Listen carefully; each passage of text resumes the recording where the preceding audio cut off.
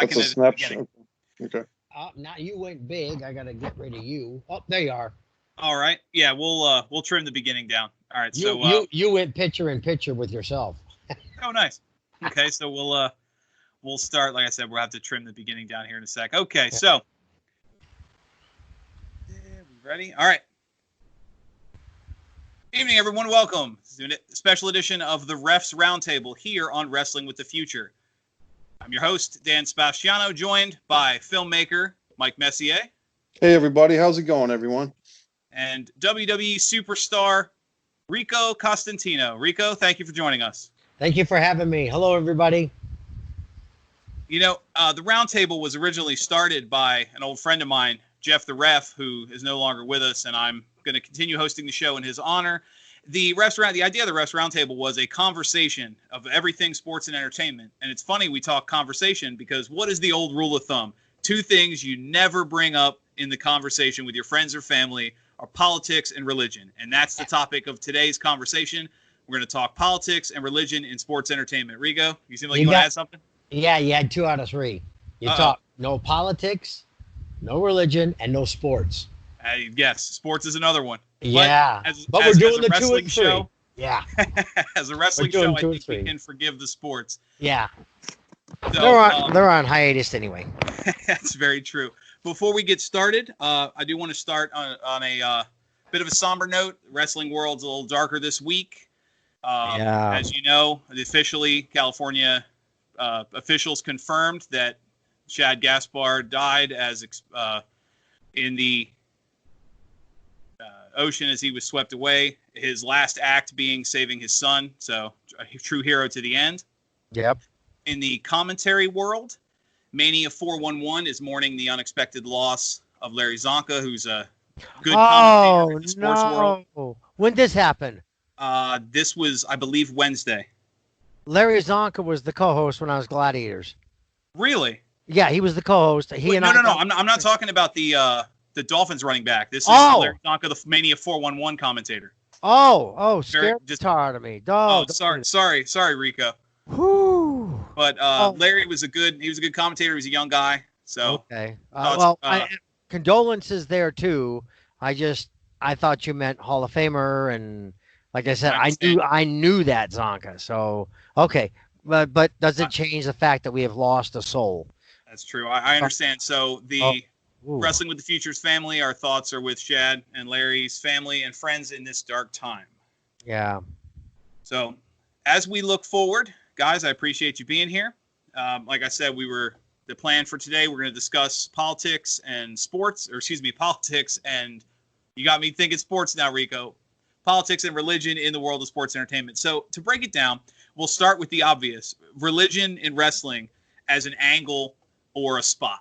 And to do that, Mike, we're going to start with what is obviously the most probably well talked about, at least in the last 20 years or so. And that was the infamous pay-per-view match featuring Shawn Michaels and God against Vince and Shane McMahon. Now, for those that don't remember that atrocity, and I apologize if I'm injecting too much opinion already, it started from a WrestleMania match between Shawn Michaels and Vince McMahon, which Shawn Michaels won, followed Vince McMahon cutting a promo blaming divine intervention because Shawn Michaels, being a born-again Christian, had become part of that.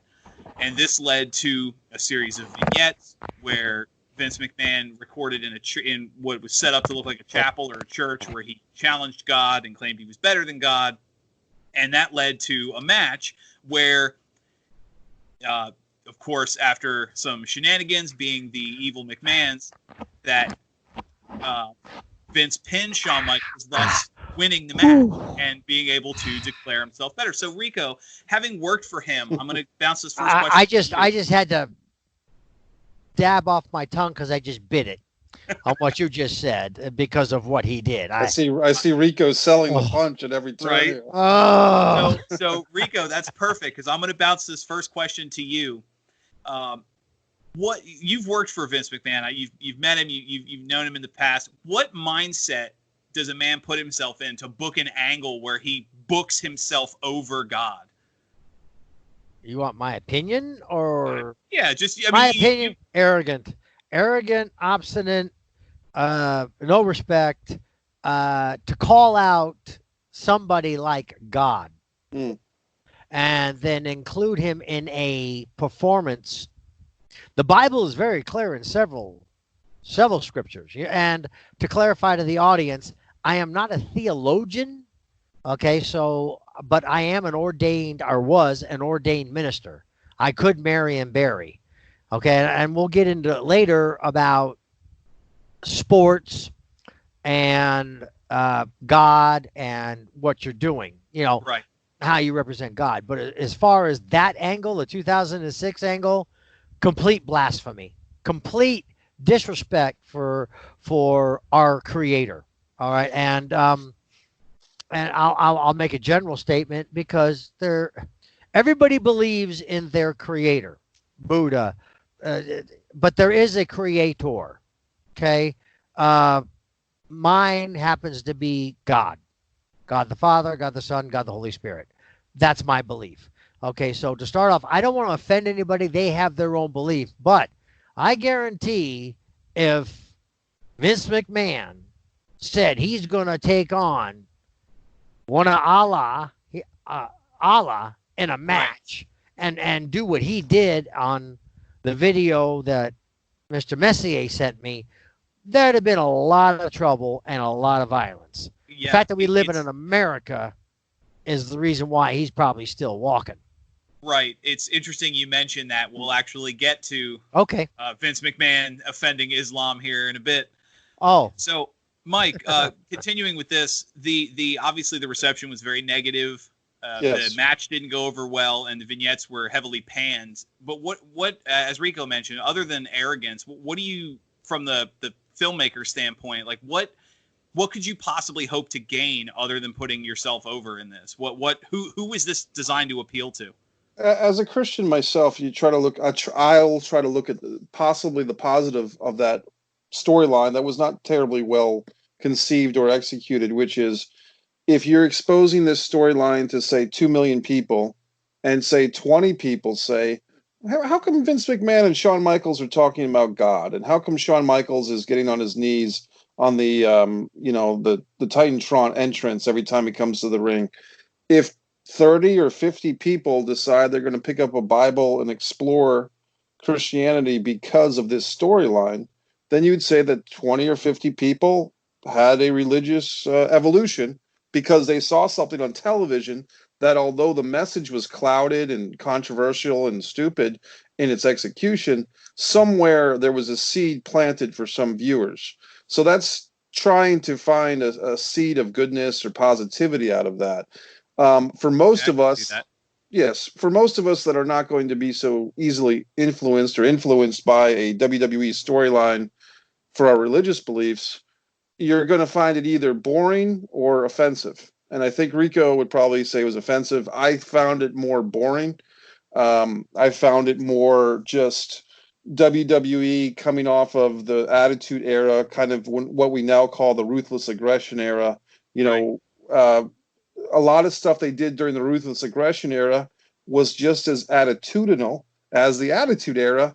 It just was different because they weren't feuding with WCW. They had all this talent, including Rico, under one roof. So to me, Shawn Michaels, I think, provoked Vince McMahon a little bit because they are personal friends. Shawn had a religious conversion through his wife, the former Nitro girl, very beautiful woman, the mother of his children. And I think that maybe Vince and Shawn wanted to take that real life conversation that maybe they were having, Shawn's Christianity, Vince's either atheism or agnosticism, if I said that right. Agnostic. Thank you. That's right, Rico. Agnostic. Yes, I'm from the South or the North, so I can't speak. But in any event, they had to take that behind the scenes conversation because look, guys, if you're a Christian and you have a friend that's an atheist, you might have a running conversation. So what I think happened is that Vince and Shawn had a real life running conversation and they put it in the ring. And it was probably kind of more life imitating art. Right. It was probably more entertaining to them than it was to us, is what I'm thinking. That's, I'll go ahead, Rigo. Okay. I have an atheist friend. I'm sure you've heard of him. Kenny Bolin. Sure. He is an atheist. And I always get him when I sneeze. He tells me, "God bless you." I'm like, "What? What'd you Right. say? God Sure. bless you?" But I tease him. But he's an atheist, and that's okay.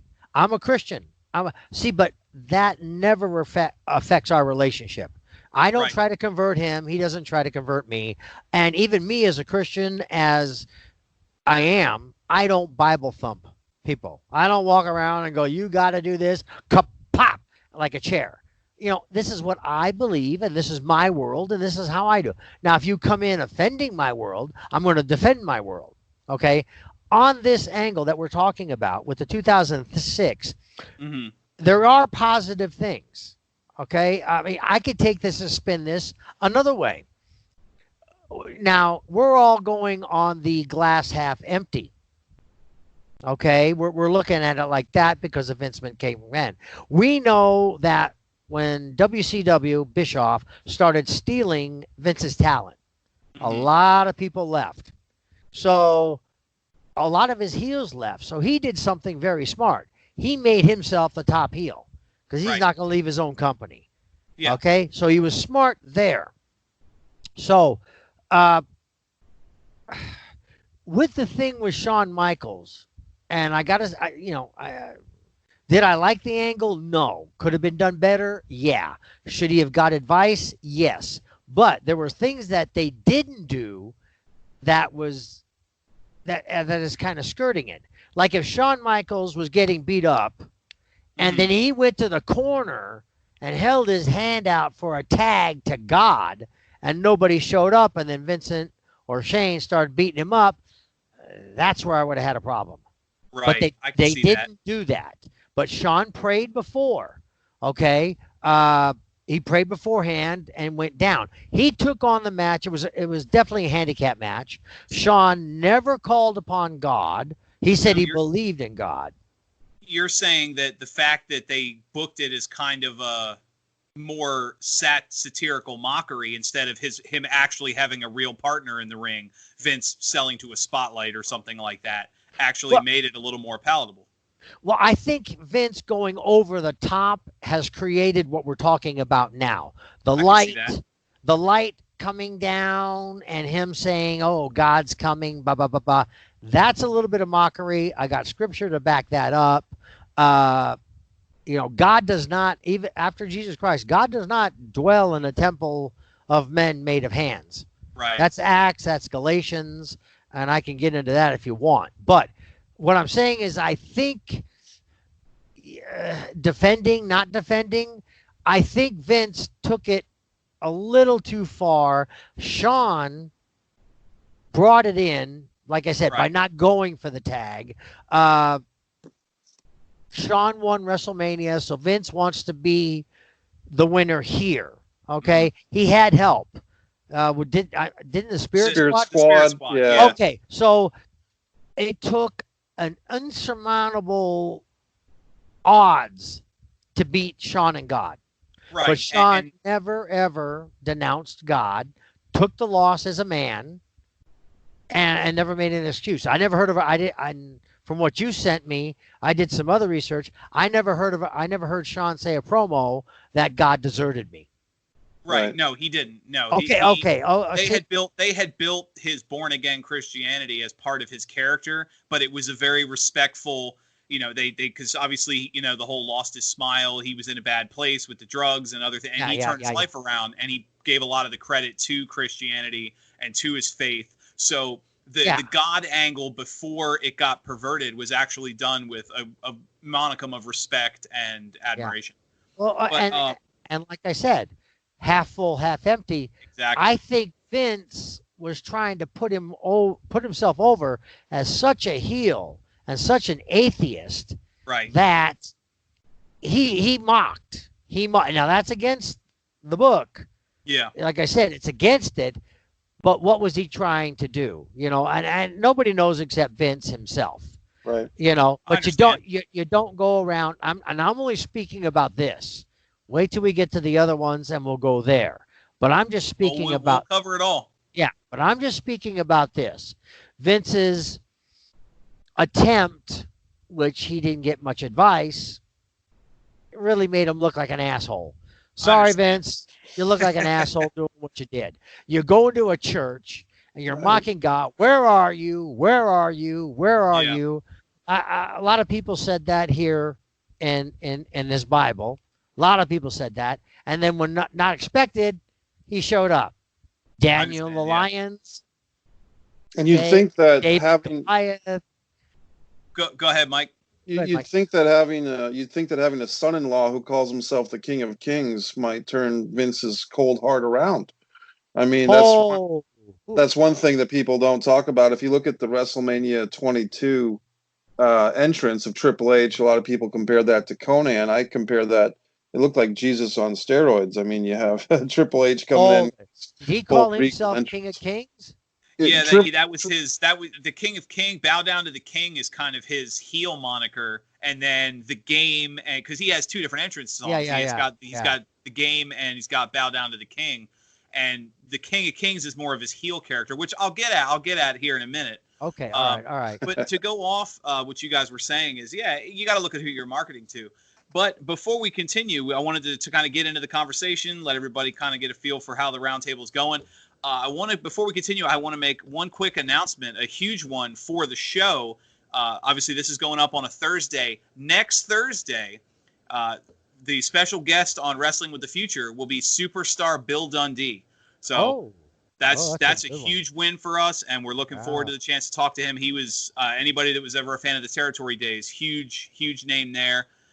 So to get a feel for how everything's going with the show, superstar Bill Dundee will be our guest, and I'm really looking forward to talking to him. Hey, Dan, real quick. Two things.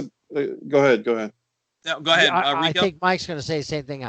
Your camera's starting to shake. Whatever you're doing is making your camera shake.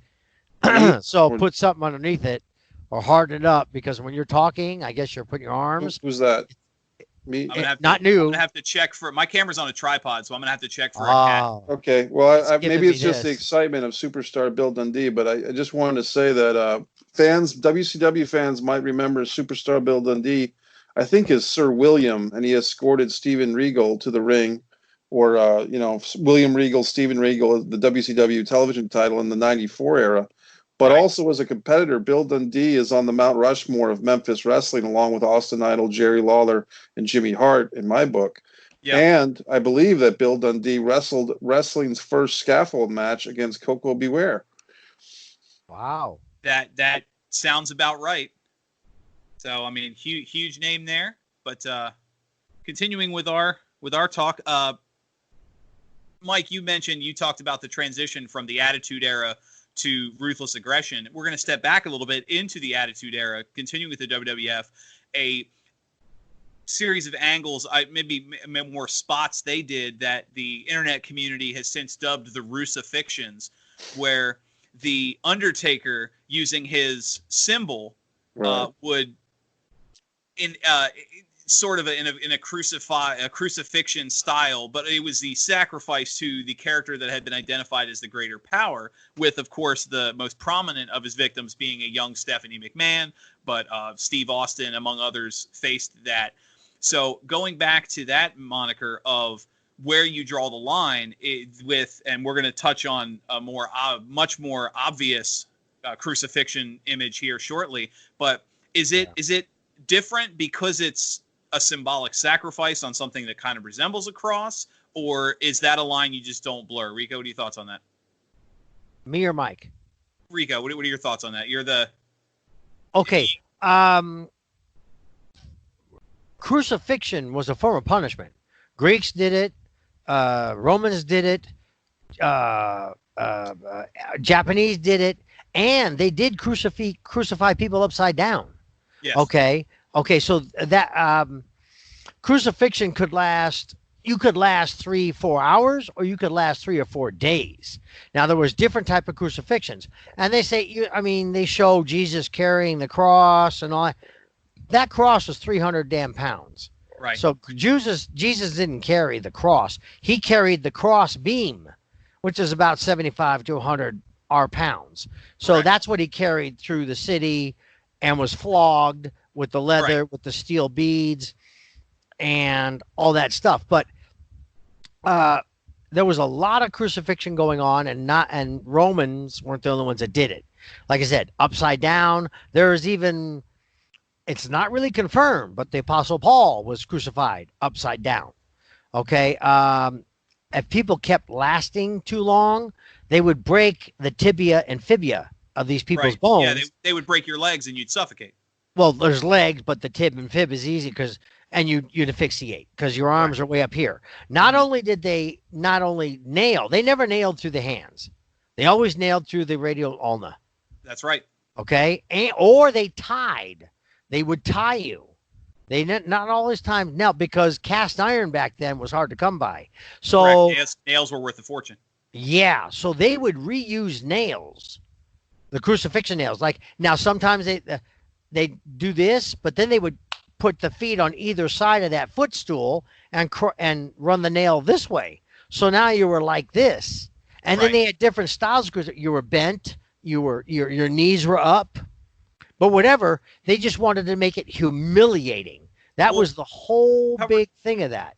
So, Mikey, as Rico explained in great detail, the image of the crucifixion, with that carrying such a connotation of faith and death and punishment, do you think what do you think the mindset was back then? I know the Attitude Era was all about pushing every envelope you could get your hands on, but the mindset of using something so symbolic just as kind of I don't even want to say a throwaway, but it didn't matter in the grand scheme of the character. It was just they could have done anything for that. What drives them? What do you think drives them to make that kind of symbolic gesture? Well, I think what drives them is money, and I think in the Attitude Era, we're talking 97, 98, 99, there still was, throughout those years, no matter which side was winning, WWE or WCW, WWF at the time pushed the envelope, inspired by ECW, pushed the envelope as far as they could, because of their relationship with the USA Network as compared to WCW and the TNT and TBS networks.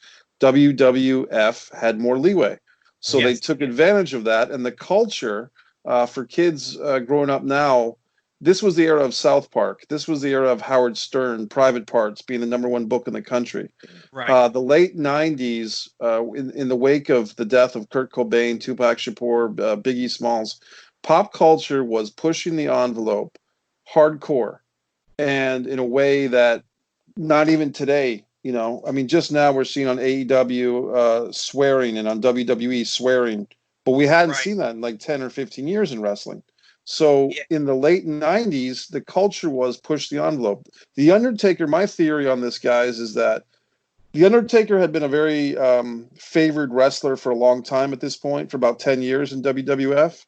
But when The Rock was a super popular babyface, when Austin was a super popular babyface, you had to have a couple of heels. And and Foley became a super over babyface with The Book and Have a Nice Day and Sacco. So they had to take The Undertaker, who was kind of the last man standing of the end of the golden era, the late 80s, early 90s. They made him a heel. But for people to really boo The Undertaker, their natural inclination is to cheer The Undertaker. To boo this guy, you're going to have to make him the Ministry, the Ministry. They had to make him as close to a Satanist as they could without saying that The Undertaker is a Satanist and he's leading a satanic cult. They had to, which was the mantra behind the greater power. Now, I'm glad you mentioned Satanism, because we're going to move on to another gimmick that was very popular. Well, wait, go ahead, Rico. Go there with Undertaker. Notice how they did Undertaker, the Ministry, acolytes and the Brood and all that stuff. They never really, not that I remember, unless you can enlighten me, did he really worship a deity of satanic? Was there a person? They referred to what he called a greater power, which was later revealed to be Vince McMahon. Okay, so it was. So there was no. No, there was no. I mean, you had the ministry tone of the acolytes with the symbols on their chest and Midian with the star on his forehead, but there was no direct say something I will mention in a bit here, Kevin Sullivan in Florida, where he was literally speaking in tongues, devil worshiping. Right. So this is where I think Vince pushed that envelope, but pushed it okay. He is trying to get somebody who is a face, trying to get him to a heel. Right. So, like I said, crucifixion was the form of punishment back in that day. So when you put Stephanie upside down, or you put her on a cross, and you didn't do certain things, I think that is okay. You're trying to show a heel. He has a group. That the deity, he held the deity, what did you call it? Power, the higher power, the greater power. Okay. So, but you didn't know who this greater power was, and eventually you found out it's Vince, and you're like, screw that. Who the hell is Vince McMahon? Obviously, go ahead. I'm sorry. Yeah, but you see what I'm saying? It went, and then you found out who the deity was. Oh, it says stupid Vince. Yeah, the reason why it was stupid. It was stupid Vince because they were supposed to bring in Christopher Daniel from the Independents, and Vince thought it was too short. Right. You got it. Vince rejected him at the day they met because he said he was too small. Yeah, but I tell you, that's the first guy I ever wrestled in EWF. Really? Yeah, the first man I ever wrestled, my first match was Christopher Daniels, and he was the Fallen Angel. Was this in Ohio or? Yeah, no. Okay. Empire Wrestling Federation, the Little League. Jesse Hernandez. The first guy I wrestled and got me through my match was Christopher Daniels. Very cool. I did not know that. So there you go. Wrestling with the future audience. You learn something new every day on this program.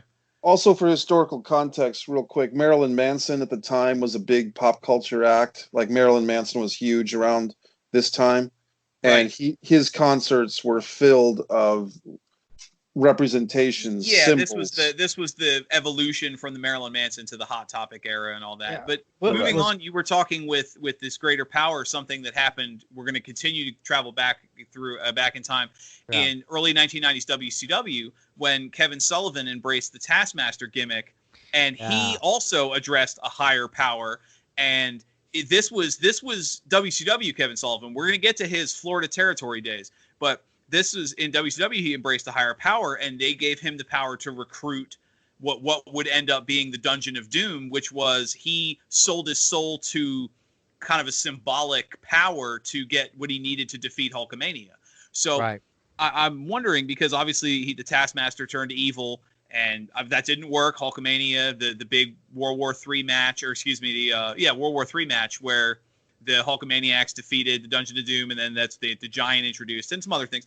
But you see the comparison where it's very common to have your wrestlers, without directly implying Satan or some of these other evils, you go into kind of I'm going to sell my soul, or I'm going to imply that I sold my soul to a greater power.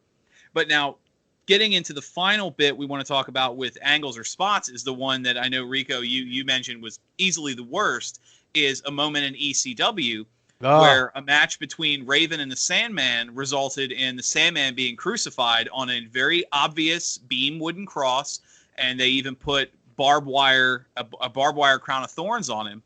And now the thing that sticks out with this was wasn't part of the match. It wasn't like a crucifixion match. They really didn't touch on it very much after that on ECW programming. It just became a shock moment for shock moments, which Paul Heyman was known for at the time. But I'm wondering, Rico, you mentioned before in the conversation we had the other day, preparing for this show, that was just the worst. Like, where at the moment, picturing that image with, say, the Sandman on a literal crucifixion, where is that line where you cross it from a symbol to this is too much, just straight blasphemy? I did reading, and I went back, and for crucifixions. Mm-hmm. Okay.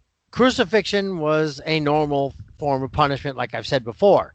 Okay. If they want to punish a Sandman, they want to crucify him, tie him, put him on a crucifix, and do that, that's fine. The minute you put a crown of thorns on that man, you now have mocked Jesus Christ. Because that's, as far as I know, and as far as I've read, the literature I've read, and the theologians I've spoken to, Jesus was the only one that wore a crown of thorns because he claimed to be king of the Jews. Right. Romans, mocking him, put the crown on him, but put a crown of thorns. The minute you put a crown of thorns on Sandman, now you're equivalating him to Jesus, which is blasphemy at the highest level, which insults me. When I saw that, I was enraged. No, I can't argue with that. Mike, real quick, to add something to add to do you think it was worse because it was the Sandman character who was famous at the time for the beer drinking, bad-mouthed? I mean, ECW really didn't have any good guys, but the Sandman is about as far from a Jesus imagery as ECW had. Yeah. Do you think that made that symbol worse? I don't think it made it worse. I mean, I think if they had done the same thing to Tommy Dreamer or Shane Douglas or one of the Pitbulls or a woman, I mean, they could have done it to Beulah or Francine, and it would have been even more disturbing. I think Rico hit a great point that the barbed wire crown of, barbed wire crown, it's really weird. And the interesting thing, if you want to give go ahead, Mike. Yeah, if you want to give them any credit, is that they did. The audience, that hardened ECW Philadelphia audience, was aghast, and at the end of the night, Paul Heyman, I guess, sent Raven, Scott Levy, out into the ring, and Scott Levy, as Raven, broke character and basically apologized. And so that apology to the fans and Scott or Raven basically said, "You people respected my privacy when I had to go away to deal with personal issues, and I'm going to respect your religious beliefs. For those of you that I offended, I sincerely apologize." And he put the microphone down, and they never aired the broadcast. And the first time I really saw the footage was on the WWE ECW DVD release moving forward to like 2005. Right. It's interesting you mentioned that, because the first time I saw it, they had the worst or best of, I guess, whichever way you want to look at it, of ECW a couple years back. That was the first time I'd ever seen it. But moving on now, we looked at gimmicks, and we looked at angles and spots. I want to look at gimmicks. Now, we're going to break this down. Most religious gimmicks throughout wrestling last almost instantly. They're gone before they start. So we're going to look at a couple of religious inspired gimmicks that came and went before people even realized. I guarantee there's going to be a lot of people in the audience that don't even remember these characters at all. And the first one I want to touch with, because he disappeared because of a direct complaint from the Catholic Church, was the character of Friar Ferguson. Now, Friar Ferguson, if you guys remember, was just a fat, goofy, evil monk. And, that, like I said, poor crowd reaction combined with complaints from the Catholic Church and obviously other religious groups, because you had a friar that was pitched as evil, which is something we'll get to. We'll get to in a bit. Booger Bastion. Right. Bastion Booger and Chuck Norman. I mean, Mike Shaw, who was actually, I believe, Mock Singh and Calgary Stampede, had some of the best matches with Owen Hart as a big man. But you're right, Dan. He was repackaged several times by WWF, and Friar Ferguson is one of those characters that didn't make it. Correct. Now, another one can I say something? Sorry, real go ahead, quick? Rico. Okay. Yeah, of course. Now, I'm just to back up what I've been saying and what we've been talking about. In Galatians, all right, chapter 6. I'm going to go to verse 6 and 7. It says, "And let the one who is taught the word share all good things with him who teaches." And 7 says, "Do not be deceived. God is not mocked. For whatever a man sows, this he shall reap." So you're going to start mocking God, whether it's Vince, Raven, whatever. You gotta pay atonement for this, whether it's here or whether it's up there. You're gonna have to do that. God's not mocked. You cannot use God as a acting tool. Okay, and I'm going to go this on both sides. Now, if you want to claim you're a Christian, born again, I know, because I don't know if you guys know this, but Angela knows this. I accepted Jesus Christ on the Meadowlark Lemon Show at the AIM conference on live TV. Okay. Didn't know that. Yeah, and Harlem Globetrotter legend. Yep. and I thought I was a Christian because I was Roman Catholic. Right. All right, I wasn't, and Metalark brought that to light, and I accepted Jesus on his show. But what I'm saying is that everything has a price with this. You know, if you're a Christian, okay, you got to live Christian. Now we understand wrestling. You're doing a job, you're entertaining and stuff like that. But if you're gonna include God into your repertoire, you better be flawless. Right. Because he, and just as like I read in Galatians, God is not mocked. He's not something to make money off of. I also heard a story, and I don't want to divulge, but you know the Pisces, the fish. Yes. Yes. Okay. I was taught that when two Christians sat together and they wanted to discuss Jesus, everybody over there carried sticks. One would draw a line this way, and if he knew you were a Christian, he drew a line the other way, which became the fish. Mm-hmm. So you could talk Christianity without being killed. Right. It was the historical secret symbol. Secret symbol. Shawn Michaels wore the fish on his chest. Vince was told, I got to blur this out. Middle Eastern countries, we're going to offend people. Mm-hmm. From what I heard, and I got to find it. It's not fact. So this is on rumor right now. Now, if this is true, this is bad. Vince and Shawn got together and said, okay, we're going to make it different looking and put it on your shirt and then go out and make money on it. It's in Shawn's book. Yeah. Okay. It's in his book. Okay. Shawn's book. I pointed that out basically a year and a half ago. I was reading Shawn's book and I was offended by that passage because basically Shawn, who claims all these Christian beliefs and I'm never going to wrestle again except in Saudi Arabia for a lot of money. Shawn has displayed in my book hypocrisy. Exactly. And you know, we're not gonna touch on Saudi Arabia, but that's right. But what I'm saying is what Shawn did is blasphemy. It's against the Holy Spirit. It's against God. It's against whatever he is saying he is. Yeah, you know.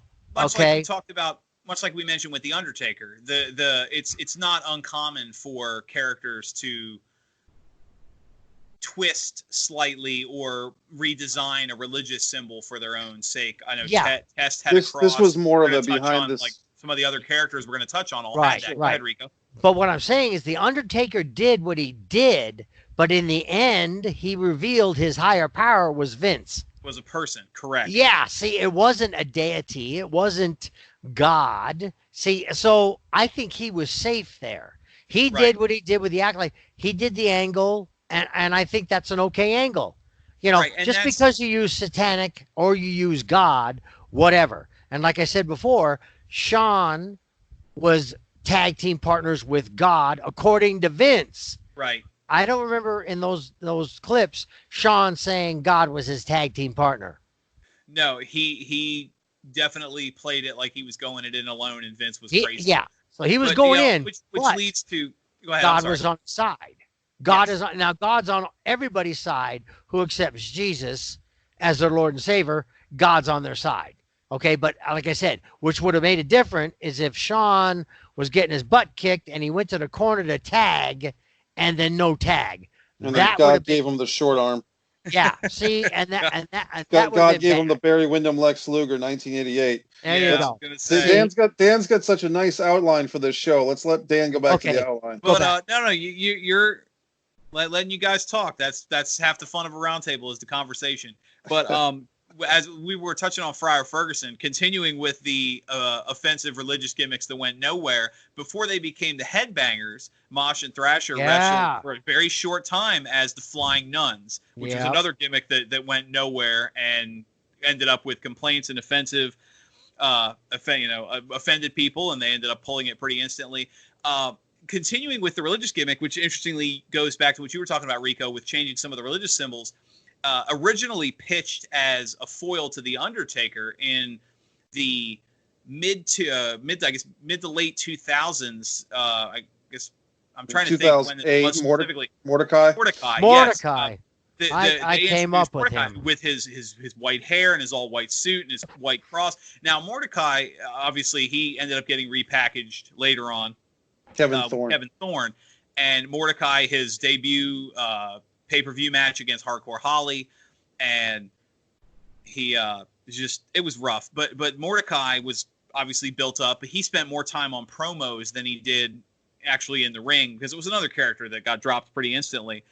Keeping with characters that spent more time on promos, we're going to actually get a little bit away from the Christianity symbol and look more towards just religion as a whole. Is the cult side. Now, Bray Wyatt in his current incarnation has a puppet in the Wyatt house named Waylon the Buzzard.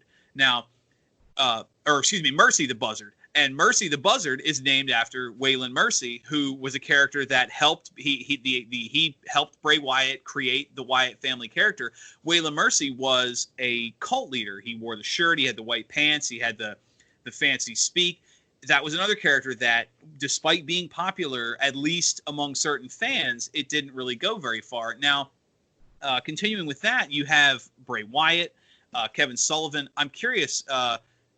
I'm going to ask Mike your thoughts on this, since you tend to have the narrative opinions. Is the cult leader is usually booked as very common. It's not, I would say, very common, but it's not an uncommon character to be the cult leader, the sharp tongue. However, in the case of Bray Wyatt, in the case of the Taskmaster, in the case of Waylon Mercy, they're always booked weak, and I can't remember a cult leader ever winning a feud long term. I'm wondering, why is cult such an easy throwaway gimmick to put on somebody you're not going to push? I will tell you one guy that I think did do it well and was used correctly as a cult leader was aforementioned Raven in ECW, and right, the Flock. And to a less, and if you look at ECW, see, the thing with fans now is if they go to the WWE network to watch ECW, it's not the same because they don't have the music. If you saw Raven coming to the ring with that song, "Hey, hey, come out and play," by the band, the slip in my mind right now, the name of the band, but Raven, the Beulah McGillicuddy, Kimono Leia, Brian Lee, the feud with Dreamer, and Raven was over. Yes, now that was ECW Raven. WCW Raven, the Flock, outside of Perry Saturn and the occasional Reese or Horace, Sick Boy, Riggs, Kidman, Loki, they were all jobbers, pretty much. Well, they basically is because WCW creatively, and Eric Bischoff has said this many times on his podcast, 83 Weeks, Eric Bischoff did not get or appreciate the Raven character. Mm-hmm. So they signed him for more money than he was making in ECW. But if the guy who's running creative, Bischoff, does not believe in the character, then it's only going to go so far. So they gave Raven a grand total of 1 day with the U.S. title. I think he beat DDP and he lost to Goldberg the next night on Raw. I'm sorry, the next night on Nitro. Mm-hmm. But I would say these are the cult leaders that have worked. Raven, Bray Wyatt, and everyone else, from the Waylon Mercies who didn't last to the Truth Commission guy who's now Cyrus. He had the Truth Commission for a cup of coffee in WWF in '97. Right. Now, a lot of people, that's actually, I'm glad you brought that up. We're going to touch on that a little bit in the political side. But so go ahead. My point is that I think it's an easy fix when you have what I call mid-card mania. If I were the booker, one of these type of midweek shows would be dedicated once a month to what I would call mid-card mania. I'd take all my mid-card wrestlers, the Apollo Cruzes of the world, and I'd feature them in a show without a main event with a Roman Reigns or a Seth Rollins or a Drew McIntyre. I'd let the mid-card guys shine. Now, and I would remember that's what Nitro did with it when they first went to 3 hours. Was the first hour was your cruiserweights and your undercard. Yeah, because they were unopposed because Raw wasn't on yet. Correct. So from 8 to 9. So my point with mentioning mid-card mania was I think when the bookers or the creatives, they have an excess of talent. They have a Reese. They have a Billy Kidman. They have, a bunch of guys that they don't know what to do with. The easy fix is put them with Raven. Put a T-shirt on them. Put the hood on them. You have that now in AEW with the mask guys.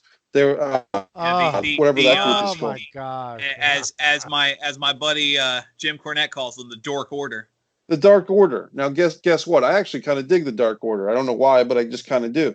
But you take a bunch of bums and you put them in masks and you say you're the Dark Order, and suddenly you've gotten guys who knows, maybe they're the younger brothers or the young boys, as it were, of the wrestling group, and they give them something to do. Now, So Because it Rico, creates a touching on dichotomy. right. What's that? It creates a dichotomy, just like they did with Kane. Kane was Kane with that mask. As Right. soon as they took it off him, he no longer became Kane. That's true. So now Bound you to got a become bunch of Mayor. guys. Yeah, now you got these guys in masks, which creates a mystique, a dichotomy, and you can do anything you want with them. So Now, go ahead with the other thing.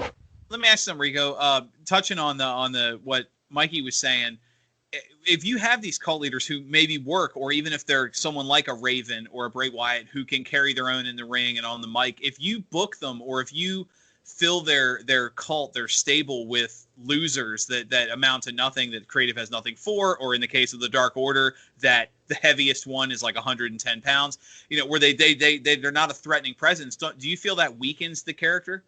Well, we're going to go back to Raven ECW. I'm going to say he had a lot of input on what his character was going to do, and that's why it was so successful. As soon as they put him somewhere else, somebody got the great idea that they had a better idea than him, Right. but he was making it work over there. Why fix it if it's not broken? He had a system, and it was working. You brought him here for more money and all this stuff, and now you told him what he was going to do. Raven knew what he wanted to do. He knew how to get to the crowd. He had the psychology. I don't care what you're doing, okay? Mordecai, okay? I knew the guy, okay? They did to Mordecai what they did to me. You're the stylist. Okay, what kind of stylist? Am I a hairstylist, foot stylist? But they just said, work it out, flesh it out yourself. Well, they did the same thing to Mordecai. And unfortunately, at that time, at his age and his experience, he could not flesh out a Mordecai character. Mm-hmm. If you'd have gave it to me and you told me you wanted a Mordecai character, I'd have fleshed out a Mordecai character, because I'm like I said, and I've told you and I told Mike and I even told Angelo, the characters that Vince told me to do is exactly 180 of my personality. Right, which goes to what you were saying, and we talked about before, Rico, with the best wrestlers being yourself turned up to 11. Yeah. Which I'm curious. I'm glad you brought that up, because that'll be a good stepping point for the next part we're going to talk about, is the religious characters that actually stuck around. These are the characters that worked, and some of them obviously maybe inspired slightly by the person being more true to who they are. So the first one we're going to look at, we talked about him already. This was in the Florida territory, and this is probably the best or worst example, depending on how you feel, is Kevin Sullivan. Kevin Sullivan in the Florida territory was a literal devil worshiper. He wore makeup. He spoke in tongues. He talked about Lucifer. He was a literal devil worshiper who sold his soul to try and be better in Florida. And that character, now for Florida and the territory, that character got over well. It was popular in the territories. Bible Belt. What's that? Bible Belt. Yeah. Kevin Sullivan carried that character with him for most of his career. He was some version of the Taskmaster, even much later on in the Indies. And I think that shows that sometimes, and I've met Kevin Sullivan at conventions. I've crossed paths with him. He's a down-to-earth, nice guy, very, very good heart, which is unusual for someone who so well plays evil, pure evil, to be a good person. So who knows? But continuing with the devil gimmick, we're going to go on to one of my favorite talkers in the history of the business, and I think the second best laugh only to Ted DiBiase, is a guy by the name of James Mitchell. Now, James Mitchell ran the character the Sinister Minister, he called himself. And I saw a little bit of that. Correct. He was a manager in several promotions, and he always had the red coat, and he had the beard, and he very much... And the eyebrows. Correct. And the eyebrows. James Mitchell looked like you would expect the devil to look in an 80s movie. If the devil is sitting at a restaurant making deals, it's going to look like the way James Mitchell did. And that's actually interesting. That's something he carried over into some of the faith-based promotions that came up, was playing the foil to defeat the devil at the end of the show. So, Mike, I'm going to touch on you. Defeat the devil, or Yes. defeat an angel? No, defeat the devil. He by beating the religious theme wrestling would want to defeat the devil at the end of the show. Okay, so Sinister Minister was a devil.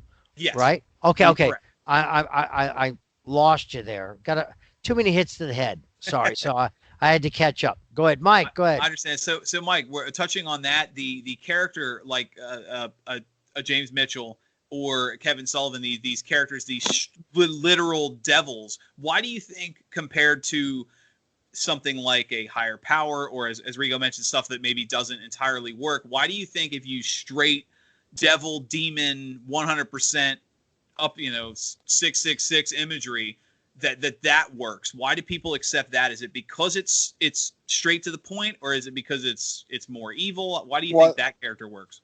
I'll quote once again, shout out to Eric Bischoff, and maybe he'll give us a retweet or something for all these shout outs to Bischoff. I know that, he was once involved in your wedding ceremony, or your friend's wedding ceremony, Rico, a long time ago, Eric Bischoff. But couple of buddies. Yeah. Eric Bischoff said that wrestling needs to be in big, bold neon colors. Yeah. And I think Eric was maybe talking about Dusty Rhodes or other bookers who wanted to have nuances of gray, or the NWO. There'd be nuances of gray between red and white NWO and red and black NWO. But what basically Bischoff was saying is, when wrestling is at its best, when the audience is connecting with it the most, it's big neon colors. Here's your good guy. Big neon color. Here's your bad guy. And I think the thing with the devil, let me just finish this. Thank you. Go ahead. Let me just finish this thought. I'm just giving you the nod. You are absolutely 120% right. Go ahead, but I'm giving you the nod. Well, it's like with this that Dan's bringing up, the difference between the higher power, Undertaker, who's a 6'9" badass that everyone's respected for 10 years in 1999, he's paying homage to an invisible higher power. And the big reveal is a fart in church, which is it's just Vince, who we've already seen feud with Stone Cold for 2 years by then. Yeah. That's vague. That is vague, and that is not focused, like a film. When you have a focused antagonist, like, have you ever seen a movie that has a great antagonist? Rocky 1, it's Apollo Creed. But if you saw the movie Under Siege, it had Gary Busey and Tommy Lee Jones were both the heels against Steven Seagal. Yeah. Now, Under Siege, because you got Erica Elniak and all these wonderful things, it's still a great movie. But you have two heels. You have Tommy Lee Jones and you have Gary Busey fighting for screen time. That makes that movie less great than, say, Rocky with Apollo Creed, or Die Hard, where you have the one kingpin bad guy. Because you're dividing your hate. Yes, you've got to hate each one for going against the United States Navy, and one who was a secret operative who felt slighted. So now you cannot turn all your attention to Tommy Lee Jones because Gary Busey is trying to steal some spotlight. And so I understand what you're saying as a filmmaker. Yes. If you'd have had one heel, that it would have been a better movie. Right. Only on the Roundtable can we get from wrestling to Steven Seagal movies. Well, the point is that if you're the question is, how come the higher power Vince McMahon didn't work? And there's still a popular meme of Vince taking off the robe and saying, "It's me, Austin. It was me all along." But if you say, how come that was not as successful as James Mitchell in TNA and ECW and the Indies, and Kevin Sullivan as the devil worshiper in Florida and so forth, it's because focus, definitively. This is Kevin Sullivan. He's evil. He's not looking to someone else higher than him. He's the guy. Mitchell's the guy. I was not a huge. You should go ahead. I was saying, you're saying that because instead of focusing on something vague like a higher power, because you're literally saying the villain is the devil, you can focus your heat more, and as such become just kind of a more successful character. Correct. You're saying that Kevin Sullivan is the bad guy. He's not praying. He mentioned a Buddha Ding, the African god of fertility or whatever. But for the most part, if you went to see Dusty Rhodes versus Kevin Sullivan in the Eddie Graham Sports Complex 1983 in Florida, you want to see Kevin Sullivan get his ass kicked. You wanted to see, his buddy Mark Lewin get his ass kicked. I mean, just to go back to that group real quick. I mean, Nancy Sullivan at the time, or who he became Nancy Benoit. My God, was she smoking hot in those bikinis? That was the woman gimmick too. Yeah, but that was before the woman gimmick. She was. Well, I'm saying that was the precursor. Her quiet, kind of dark demeanor. That was the precursor to the woman gimmick. Yeah, she was smoking hot. You had Luna Vachon. You had Mark Lewin, who was a wrestler from the '60s, still holding on. I mean, that was the reason why that worked, guys, because it was a different era. You never saw anything like that in 1983 in a territory. No. You had them coming out with snakes. Rico hit upon it, the Bible Belt. You've got this area of Florida that's not used to seeing a smoking hot brunette in a bikini, with this older guy with these giant leg muscles. I mean, it was crazy. And no offense, like I said, I respect one of the better minds in wrestling. Looking at Taskmaster Kevin Sullivan, I mean, 1980s Nancy was visually out of his league to the fans too. I think that kind of turned an eyebrow. But then again, like I was telling you when we spoke the other day, and even with Mordecai, you got to engulf the character you're going to be. If you're going to be a Satanist, you got to be a Satanist as a method actor. You have to take on this role. Mordecai flopped because it's funny you mentioned method acting, because if you remember, like you mentioned Eddie Graham, I mean, Kevin Sullivan was a Satanist. He was the devil worshiper in an era where kayfabe was still real. He had to keep a lot of this aura when he was at the supermarket and out in the street. Yeah. So that was a good work on him. Now, continuing on with characters, I want to kind of do a flip from the devil demon characters to one who wore the collar at the dawn of the brand split in WWE. When the Dudley Boys split up, Devon became Reverend Devon. Now, Reverend Devon by the way, awesome theme music. If anybody looked that up, that was one of my favorite entrance songs of that era. But he came out with the collar and the Testify, and he, obviously the introduction of Batista as the Deacon with the money box. That's how they got Batista up. Right. Is because of the Testify stuff.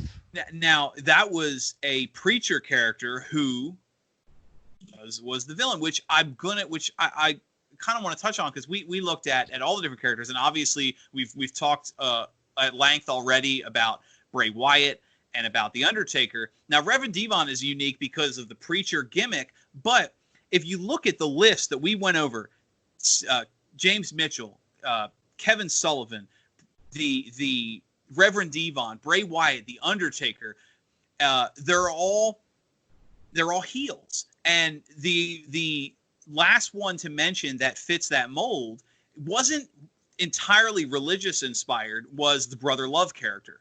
Brother Love was a parody of the television evangelist at the time. The red face, I love you. And he did, the Brother Love show was done from a pulpit, which I think if you look at, and then we go back to the characters we talked about, the ones that flopped, your Flying Nuns, your Friar Ferguson, your Mordecai.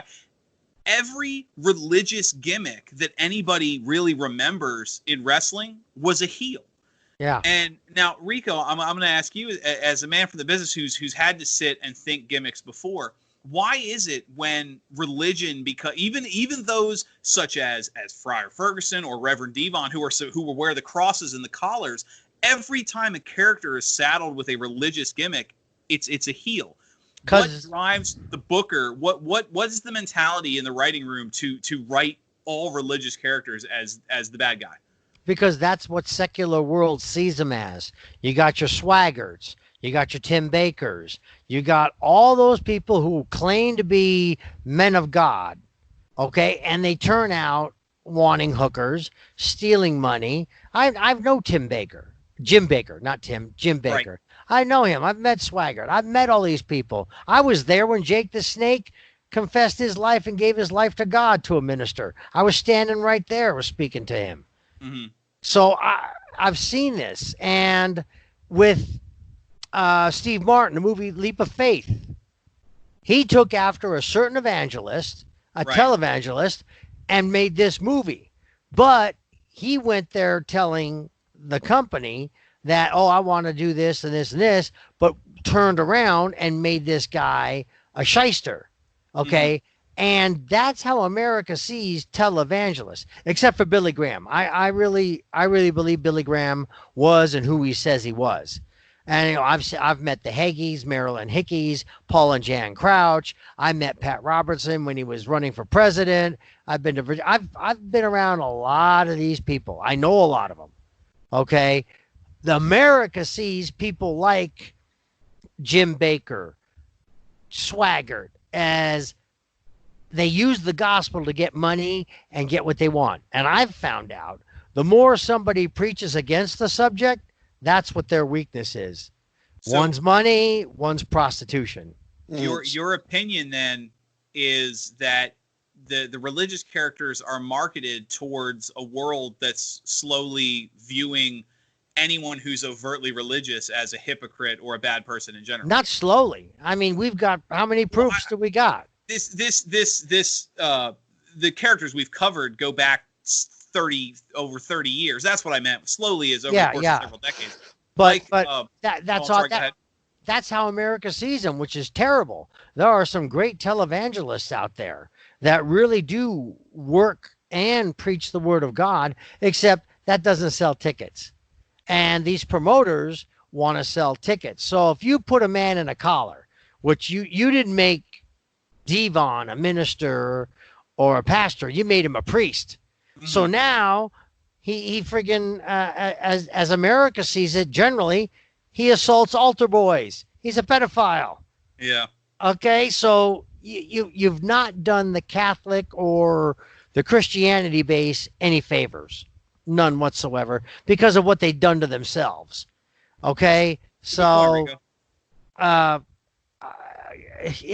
it's going to take a heck of a writing team and somebody who would do a method act, who would actually take on that of a evangelist or a man of God, to go in a ring where you got tweeners. There's no more good and evil. Everybody's a tweener. Yeah. So who's this guy going to go against? He shakes hands and gets kicked in the crotch. And then how you go? How you going to promote a man of God successfully? You can't, because there's no good and evil no more. There is none. Mike, I'm going to give you the final thought here before we move on. Just to raise the exception to the rule, there was Reverend Slick, who, you know, helped bring Kamala to a heightened sense of himself. Reverend Slick, around 1991 or 92, went babyface. So there was Reverend Slick was a babyface, and they took the heel Slick manager, and in real life, the man turned him face. Yeah, turned him face, and so that. But they really never parodized Slick or his religion too much. It was just kind of an afterthought, something you'd see on primetime wrestling in passing. And what about the Road Warriors? Who was the manager for the Road Warriors? Ellering. Precious Paul Ellering. Ellering. So when they became face, what happened? He quit doing his heel stuff. Yeah. You know, but he didn't claim to be a Christian or anything like that, but he just quit doing heel stuff. Because the Road Warriors would just take care of their own. That's the same mindset with the Bray Wyatt character when the Wyatt family was the face in their feud with some of the factions then of, you know, we're the cultists, but now we're the good cultists. That goes to what you were talking about with the tweeners. But I mean, religion, we could spend all week talking about this, but the other topic we mentioned, the one they say, you know, other than sports that you never bring up with family, is politics. And politics definitely had its moments in wrestling, especially with Linda McMahon being part of the Trump cabinet and having several runs for the Senate. The recent stories coming out of Florida with Vince and Linda's involvement there. But we're going to look at politics in wrestling, and we're going to start with some gimmicks. Now, the default gimmick when you talk political wrestling is the evil foreign heel. And I think the personification of that we're going to start with is the Iron Sheik. The Iron Sheik was an anti-American Iranian. There was literal heat between the United States and Iran at the time. And, America Hakpu, and he would come out and cut his promos, and obviously defeating Bob Backlund for the title before losing it to Hulk Hogan. Who was in charge of that? Oliver North, right? Is that when that all happened? That was the Iran Contra. That was Contra. After. Yeah. Okay, it was after. Okay, I'm trying to put it. The hostages were like 1980. Yeah. Like 79 and 80, and Contra was that broke in like 86, 87. Okay. Right. Yeah, and the Sheik came in, which is funny. The quick shout out, Mike, as a filmmaker. Quick shout out to the documentary on steroids, Faster, Stronger, Better, where he opened the documentary talking about as a kid I understood what evil was, and his name was the Iron Sheik, and which I think as a kid remembering the foreign heels, I mean a lot of those too young to remember the evil Middle East and the Soviet Union. The foreign heel worked. Yeah. What about the Russians? Well, that's what I was talking about with the Russians, the Soviets. Now I want to flip away from the evil foreign heel and get to a very polarizing gimmick that was, in my experience, in 30 years plus watching wrestling, the only heel, and I use that term loosely, who ever was completely justified was the character of Muhammad Hassan. Now, Muhammad Hassan, for those that don't remember, was he was an Arab American who his gimmick was he was angry at the United States because of the treatment he was receiving from Americans who blamed him for 9/11 because he was brown, because he was Muslim. And that's exactly what was happening. Now, of course, this character who could have been such a good figure for promo, for the, how they say sometimes the polarizing character works, in all the infinite wisdom of the WWE, they made him the villain, and over time slowly dropped the nuance and just straight made him a terrorist, which, obviously you remember the sad issue with him having the terrorist cells come out and attack the Undertaker, which aired the same day as the London bombings. So I want to bounce the thought off you guys real quick before we move on. The Iron Sheik is a great example of the evil foreign heel that works, and Muhammad Hassan is an example of how you can do that wrong. Now, Rico, that goes to what you mentioned earlier with religion, because Muhammad Hassan could have easily been they instead of touching on the Muslim side, they more touched on the Arab side, but that shows that no religion is safe, no political side is safe when Vince McMahon's writing team gets a hold of you. So I'm going to bounce this to you guys. Mike, I'm going to start with you. What, real quick, the difference between the good foreign heel that works and the bad terrorist that didn't, where's that disconnect? The disconnect comes with eras. EARAS. Eras in 1984, when the Iron Sheik was WWF World Champion in January 23rd, losing to Hogan. We had Ronald Reagan for president. We didn't have internet.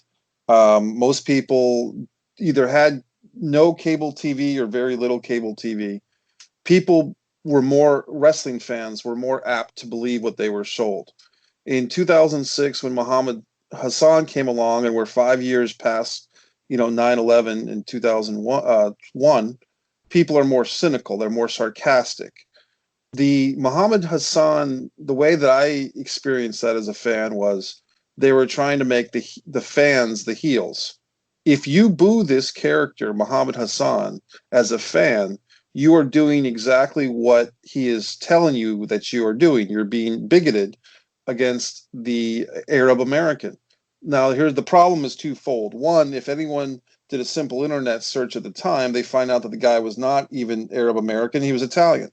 Right. The second thing that you find out is that it did not read as real.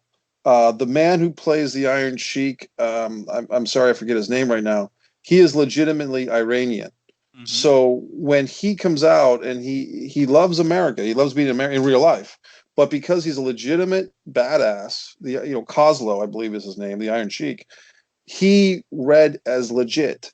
Muhammad Hassan read as a guy playing a wrestling character very well, but they were trying to do too much nuance. Once again, this was the post-attitude era of the post-attitude era. WWE was the ruthless aggression era, which was kind of a weird marble of reality TV, Kardashian type stuff with, and just it didn't always work. And one thing about Muhammad Hassan is that he did have one pay-per-view main event. Him and his manager wrestled Hogan and Shawn Michaels.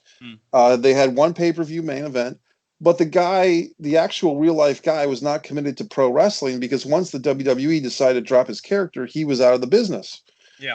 So the point I'm trying to make is several points at once. A, the actual talent was not terribly committed to the business, and that probably read through on some level. B, it was almost like WWE was trying to be too smart for its own good.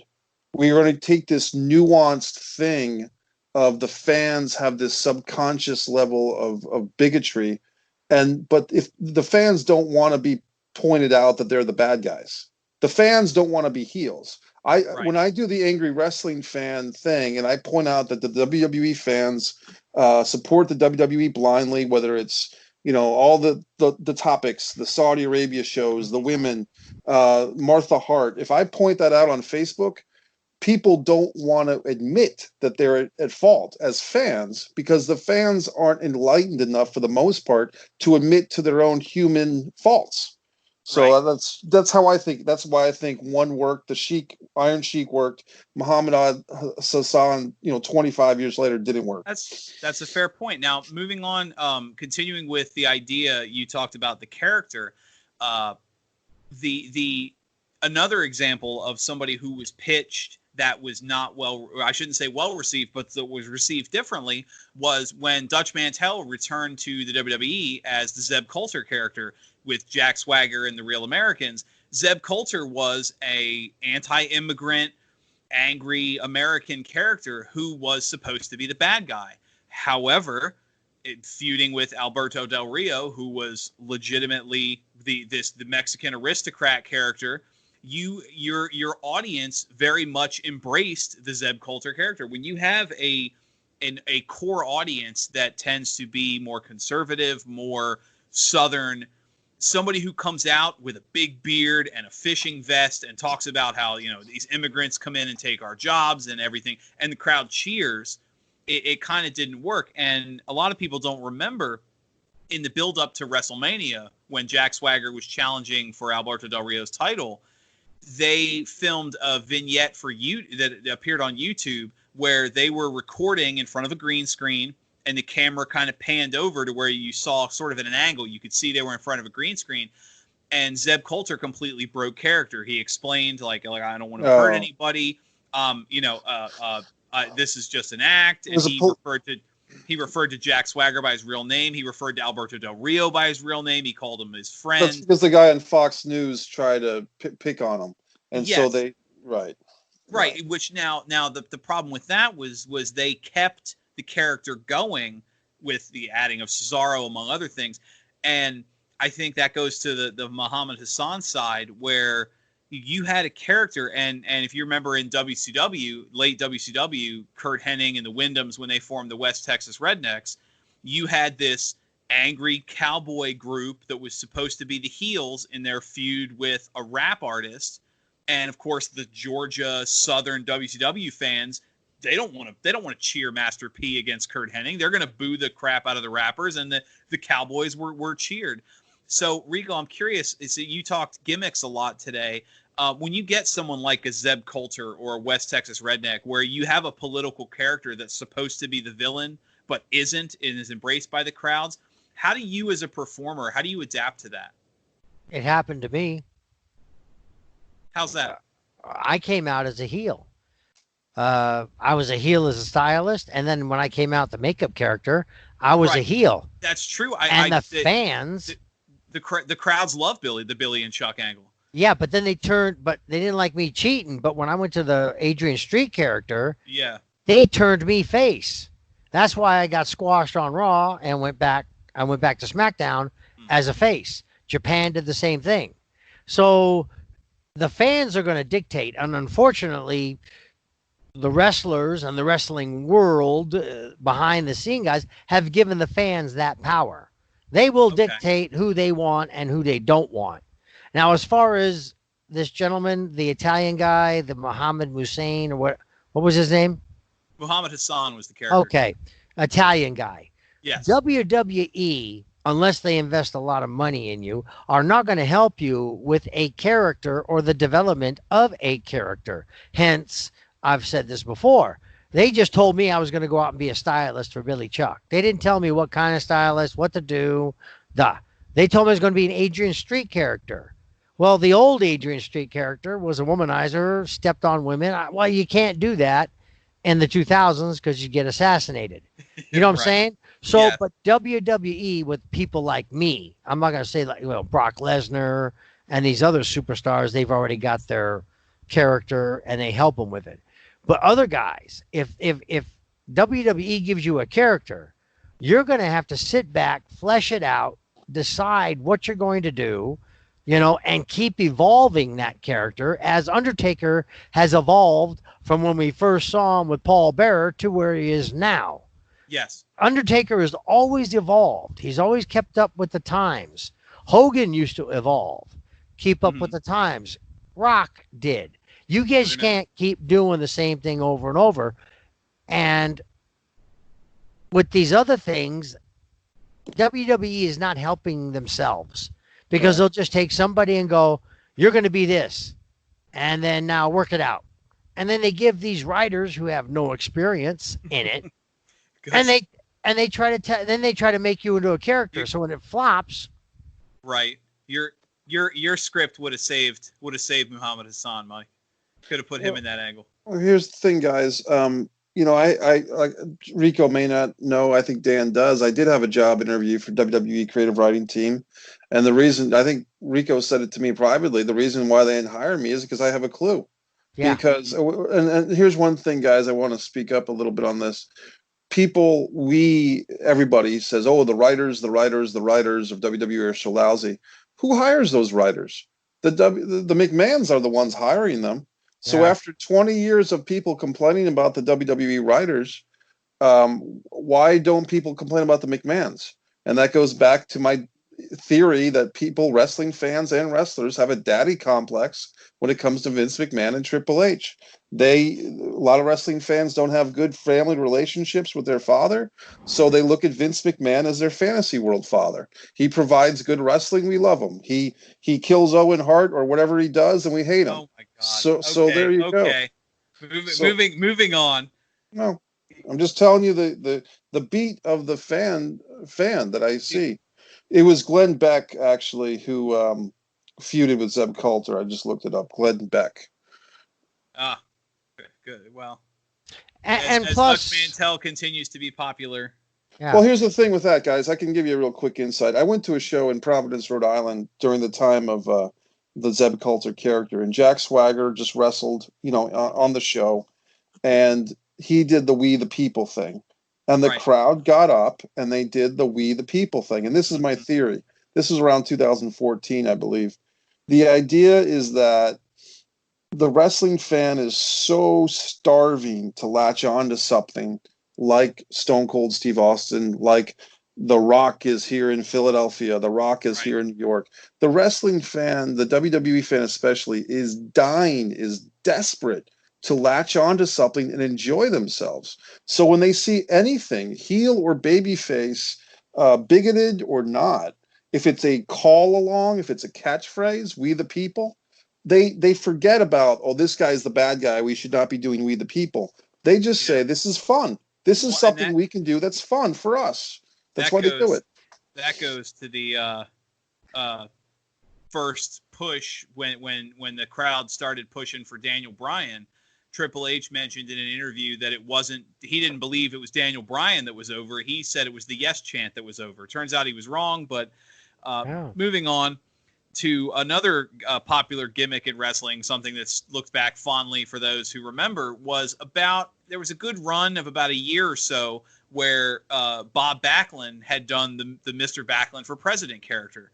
And that worked. Now, on the flip side of that, the Bob Backlund character worked. He did so great with the hybrid of the crazy cuckoo, along with the still little snippets of white meat babyface hidden in there, which I think is why it worked. Honestly, the Backlund for President character, he's the only one that could have pulled that off.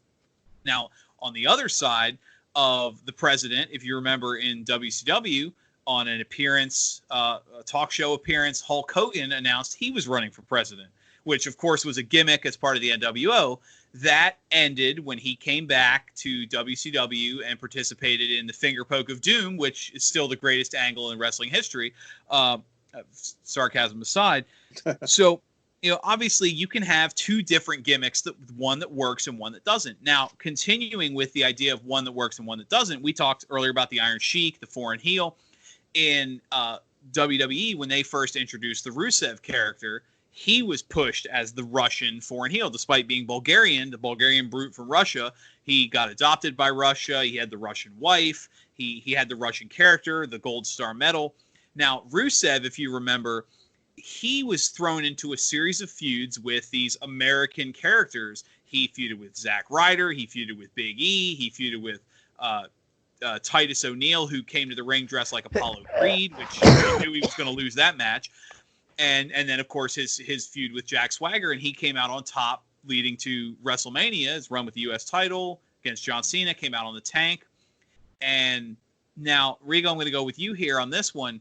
The character worked, but eventually faltered because he was booked to lose. He lost the feud to John Cena and kind of lost that momentum. Does the evil foreign heel only really work if he's winning? Can you have an evil foreign heel or a big evil foreign character at all that loses to the Americans constantly? Not constantly, because then you ruin his evilness. If he's always losing to the Americans, then they're going to go, yeah, you know what? Cena's going to beat him. Yeah, the fans will predict what's going on. Now, if he always wins, like the Iron Sheik, he held the title till freaking Hogan took it after Rocky III. Right. You see what I'm saying? If you're going to have somebody hold, like Honky Tonk Man, how long did he hold the Intercontinental title? 14 months. Yep. Yeah. Mike, until you okay over there? Yeah, I'm good. Yeah, until what? In 30 seconds, the Ultimate Warrior came out because nobody showed up. I'll take on anybody. And 14 seconds later, Honky Tonk is no more. But he was a heel. Challenge. Yeah, he was the heel, but everybody wanted him to lose, and he didn't lose. Right.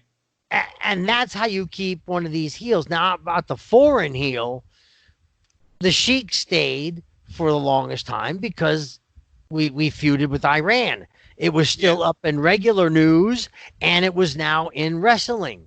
Right. You see, I'm glad you mentioned that, Rico, because the last character I want to touch on was my personal favorite. I'm sorry, Mike. Your video feed on my end is twitchy. Okay. What's that? Literally twitchy.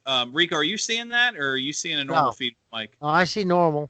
I just see the flag in the back. It says "beautiful people." It waves once in a while, but everything else is fine with him. Okay. And he's waving. Seeing a choppy video connection here. So this is going to make the YouTube video a little interesting. I'm not that good looking anyway. Listen. You're nodding. You're excessively nodding in agreement with everything I'm saying. But going back to what you were talking about, Rico, with the foreign heel that worked, my personal favorite, and this is even as a kid, I thought it was such an awesome character, was in the build up to WrestleMania 7 was Hulk Hogan against a recently turncoat traitor Sergeant Slaughter.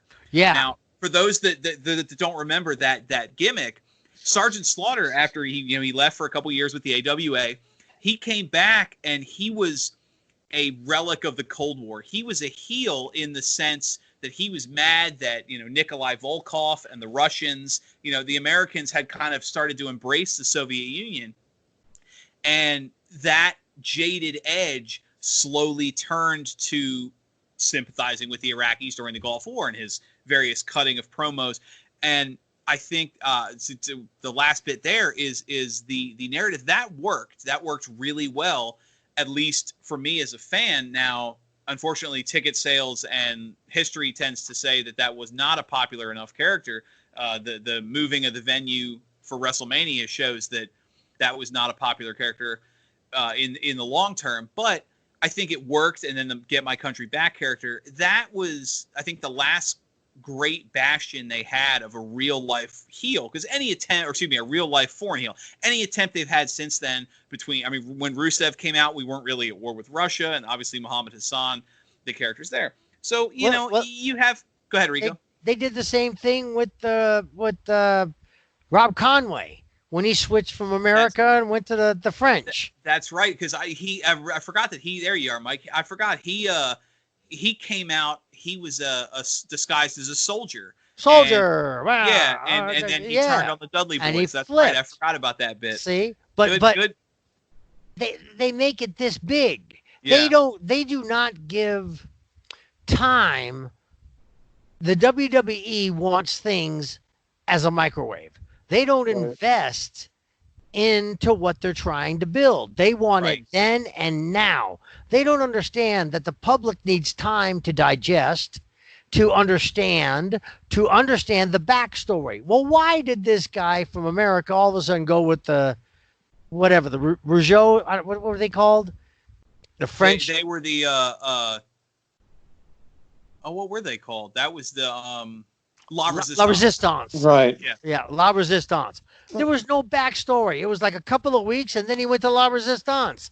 You had no time to get behind Rob Conway. You gave America no reason. I mean, he wasn't a superstar. He wasn't All-American. You did no vignettes.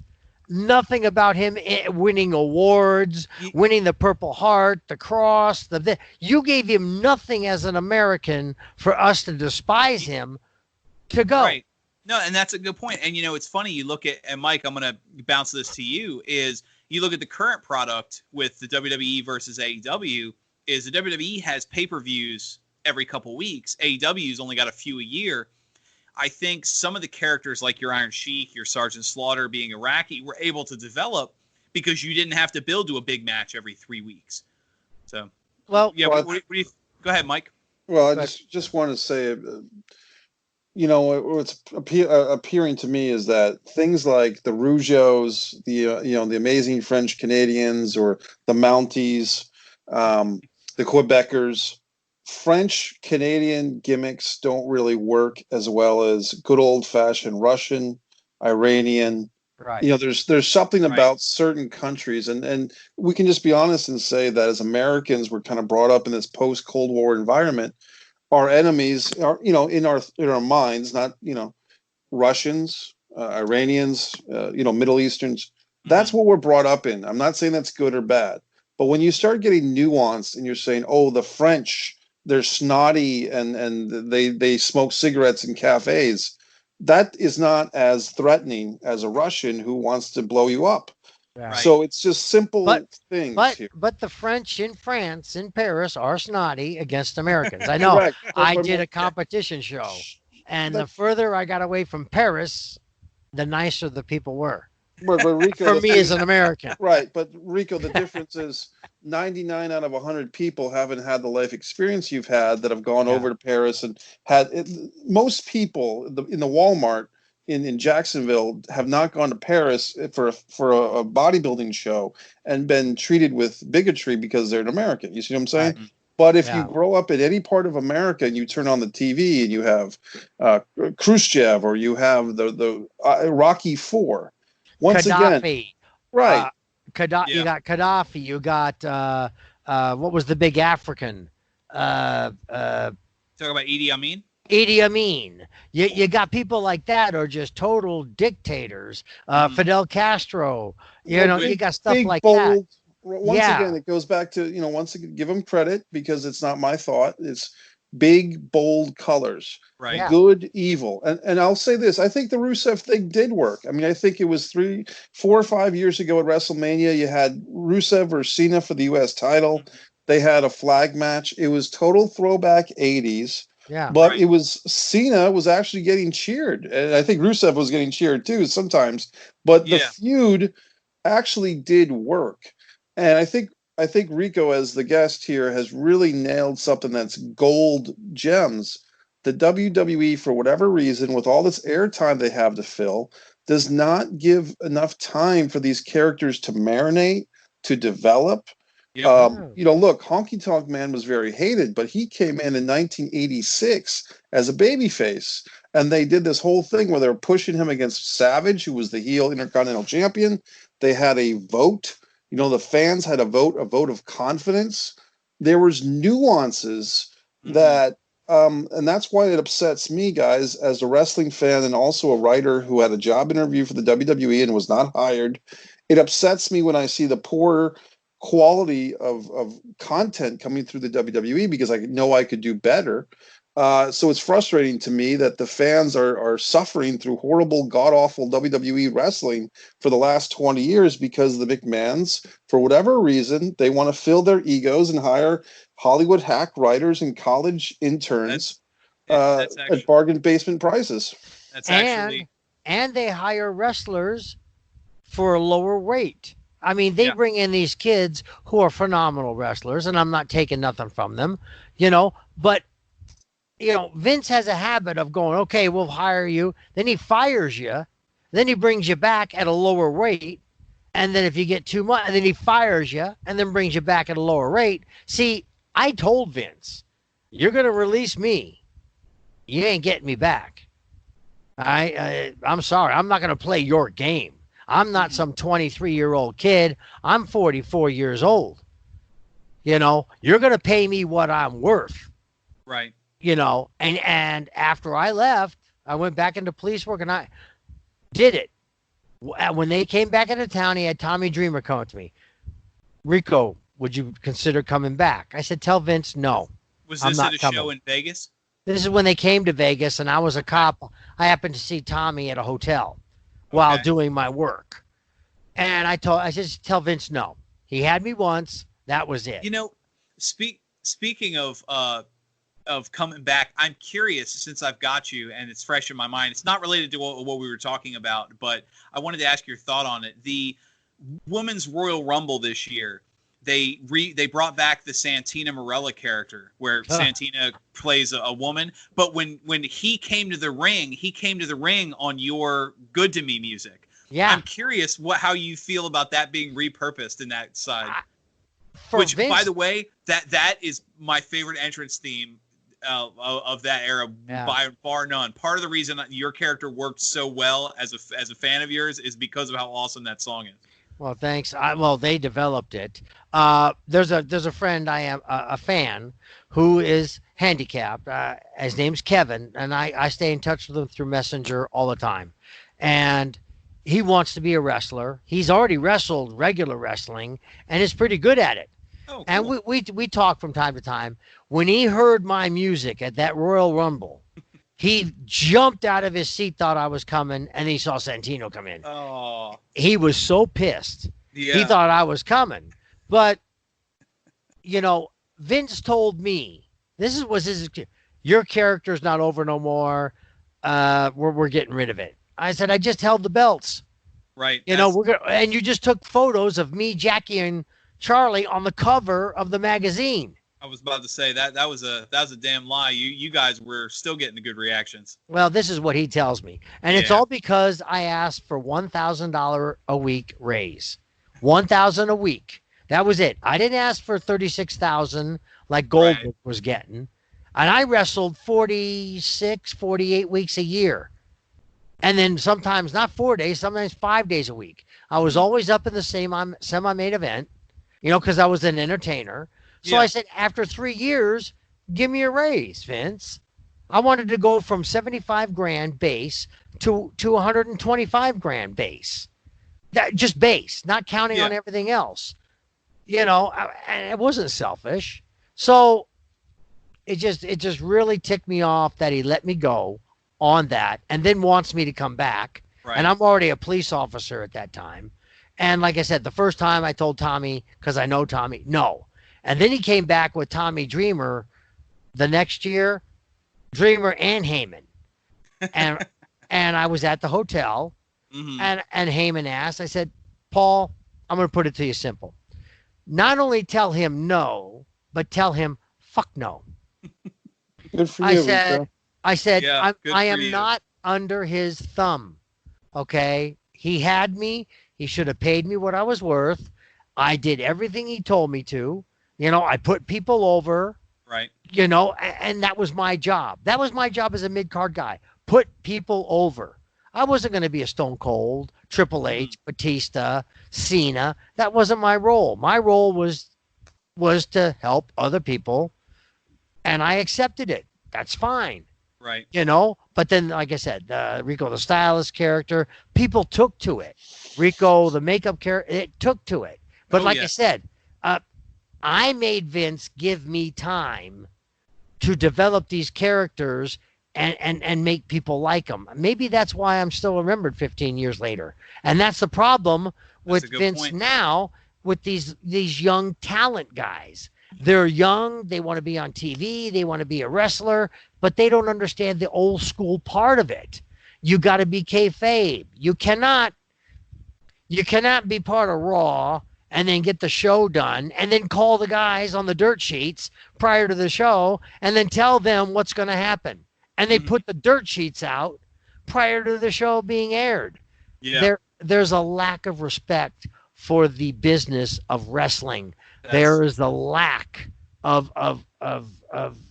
just integrity. Lack of integrity. You talk about your character, Rico. I want to finish with the final image. We talk about politics and wrestling. This was an angle involving politics, and I still want to know who thought it was a good idea. It was a debate held in the ring about the Iraq War in a pro-con, and it was between Chris Nowinski, who was a legit Harvard graduate, JBL. and absolute master of the microphone, Scott Steiner. And I'm bringing this up to you, Rico, because I never saw it. Monday Night Raw. I remember this vaguely. Yeah, it was a debate. Yeah. Your eventual group, obviously, it boiled down to basically Scott Steiner flexing. If you guys know the Team America theme, is basically what it boiled down to. America's awesome, and you're a bitch for not thinking so. And then 3 Minute Warning came out and beat everybody up. But it goes to, if you remember, they also did hosted an event at a college campus where Mick Foley and JBL debated economics and various other political things. I'm ending with that thought because the idea that you can shoehorn politics. This was a feud that had no business getting political, no reason for the Iraq War or politics in general to be part of Scott Steiner feuding with Nowinski, feuding with 3 Minute Warning. So I'm curious, give you guys the final thought here, is why shoehorn something in that the crowd was going to reject? And obviously, as much as I love Scott Steiner, not the kind of person I'd hand a microphone and say, lecture me on global American politics. Mike, you go first. Mike, you can have the first thought, and then Rico, as the guest, will give you the final word. I'm going to quote. Mike, go ahead. I'm going to quote two sources. The first one is the term 57 channels and nothing on, which was a Bruce Springsteen song from the early 90s. 57 channels and nothing on. And then my dad would tell me when I was starting, to write films and starting to make my own public access TV show and stuff like that. My dad said, hey, there's 100 cable channels on and they all need something to air. So my point is, if you just look at that with WWE, even when they only had Raw and SmackDown, that's 4 hours, going back a generation when it was 4 hours when those things happened around 2005, 2006. Actually, they had 6 hours. They had Raw, SmackDown, Velocity, and Heat. Okay. So so even worse. Yeah, The point worse. is, for a sports entertainment company that does distances themselves from good old fashioned pro wrestling, Jim Crockett, Vern Gagne style pro wrestling, for a sports entertainment company, they have to have, in Vince McMahon's mind, not mine, their fill of entertainment. Mhm. And if it's the topic of the day, which is we're going to have a Hillary Clinton and Obama, mock wrestling match, or we're going to have Chris I Nowinski. intentionally left out the impersonator matches. That's just insulting to even talk about. Well, the point is they're filling time. And I think Jim Ross talks about that once again on his podcast, Grilling JR. At some point, as wrestling fans, we see there was a website and a book, Wrestle Crap. The Wrestle Crap book and website. Look at that, folks. That's okay. Are you sending me a message, Rico? With that? What happened? You just showed me your piece, he man. started talking about his opinion, and you got up and showed him your gun. We assumed, okay, Mike, you're obviously done talking. I'm getting a drink of juice. Hands up, Rico. Hands up. No, it's all good. No, I'm a Second Amendment guy. When I came in, I just came out. I had a doctor's appointment. I just ran in, turned my computer on. Right, I had no time to change. No, I appreciate but that. I'm a Second Amendment guy. Rico, we appreciate you being here, man. This is cool. Absolutely. I'm so sorry for scaring. Well, Rico, I'm going to be trying this juicing thing in a couple of days, so I'll keep you posted. But my point is simply, guys, is my dad said it, Bruce Springsteen said it. There are hours and hours and hours. And to the WWE's credit, as much as I am a cynic and a critic of the WWE, they haven't stopped doing this stuff in a long time. WCW fell off the rails and they could never come back. WCW tried to stop their shows for 2 weeks and do a pay-per-view where they resurrected all the belts with new champions. And then eventually WCW was done. AWA, Vern Gagne, Greg Gagne, they're done. Bill Watts, done. World Class with the Von Erichs, done. All these wrestling promotions in my lifetime have come and gone. ECW, even stuff that people like now, Lucha Underground seems to be done. Impact went from having a show. I said this meme today. I said, TNA Wrestling once had Kurt Angle and AJ Styles. Now, Impact Wrestling has Sami Callihan and Joey Ryan. You tell me if that's progress. Okay? So the point is, all these promotions have come and gone. And for whatever it's worth, WWF/WWE/WWF is still standing. So I give them credit for standing. But the point is, maybe they should take a break, because creatively, they've been on fumes for 10 or 15 years. I hate to say it, but I just did. No, that's fair. Rico, I appreciate you coming. I just want to say, as a huge fan, when I mentioned you guys being over, when I was stationed out in San Diego, the barracks, the guys in the barracks, you were always one of our favorites between the stylist gimmick and then the Adrian Street. A huge fan. So I appreciate it. Because you understood it. Absolutely. You understood it. See? I got the character. Yeah. And personally, they did a bit with, I believe it was Hardcore Holly. He snipped a bit of the back of your hair. Yeah, cut my hair. That facial expression you made, Mike, you've said it before as a filmmaker. You can tell a better story with a good facial expression than you can with 1,000 words, and that sold it. So I've been a Rico fan ever since. Yeah. But so I appreciate you coming out. I'm going to give you the final word on the thoughts for the day. Well, I'm going to go with Mike here, and this is to AEW, Impact, and WWE. And one famous person said it: know your role. Know your role. Your role is a sports entertainment business. We don't want to hear about China. We don't want to hear about Iran. We don't want to hear about the Middle East. We don't want to hear about this stuff. You're supposed to take us away from all that is really devastating to us and put us in a world that we forget about it and enjoy each other again and get entertained. Okay? You cannot entertain somebody by bringing a character on and 2 weeks later putting a belt on them. Mm-hmm. You cannot tell a story about somebody. Now, they're doing pretty good with Drew McIntyre. He's got a backstory. they're starting to come up with it, and it's working a little bit. Okay, you need to get that type of thing. You can't just bring somebody, oh, he's debuting, and then 2 weeks later he's got a title. Or now you bring Brock Lesnar back after 18 times leaving, and you put a belt on him, and he doesn't say a God blessed word. He just looks at you, and Paul Heyman talks for him. Listen, I don't give a crap about Paul Heyman.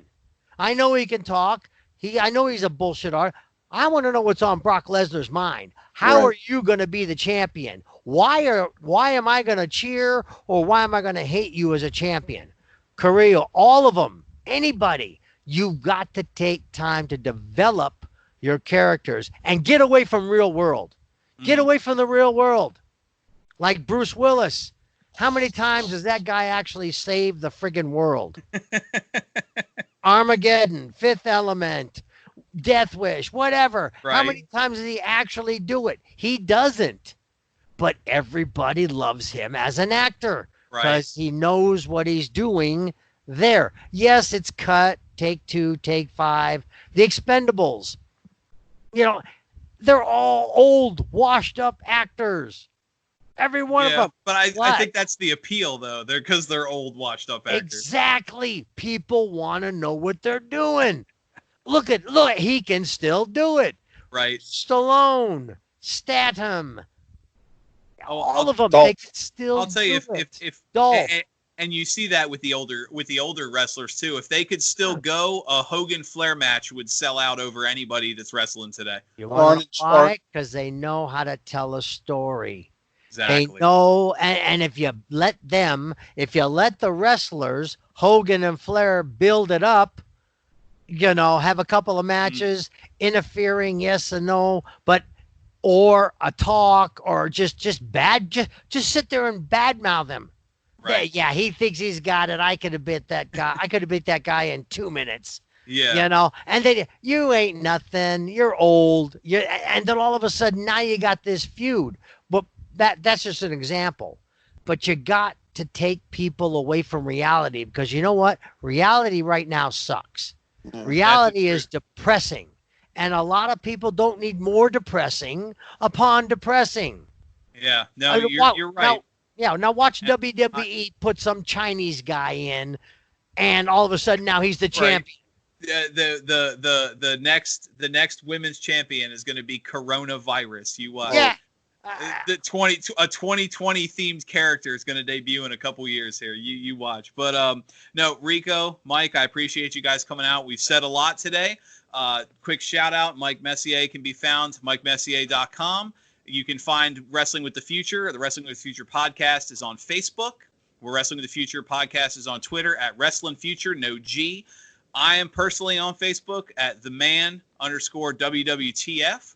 For Wrestling with the Future, for the Refs Roundtable, we said a lot today. I'm Dan the Man Sebastiano, and I will see you next time I have something to say.